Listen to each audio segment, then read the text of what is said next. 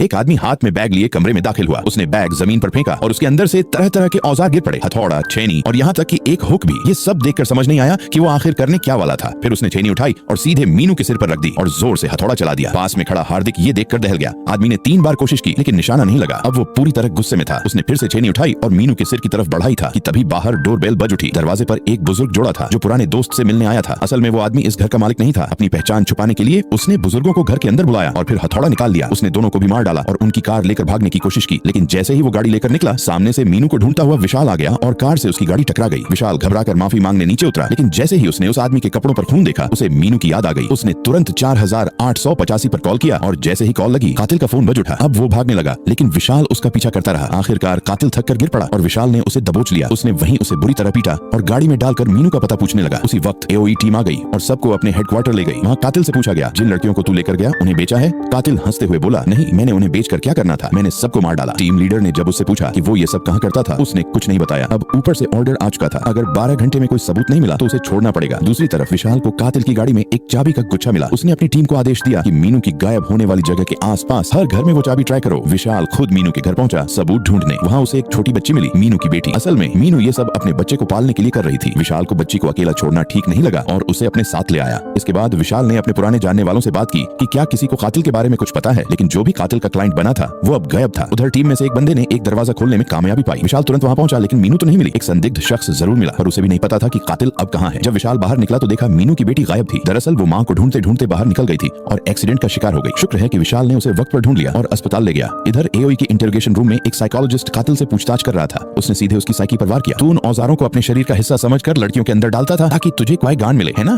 और फिर कहा, असल में दिक्कत ये है कि तू खुद मर्द नहीं बन पाया। ये सुनकर कातिल का गुस्सा फूट पड़ा। उसने झपट कर एक्सपर्ट का गला पकड़ लिया।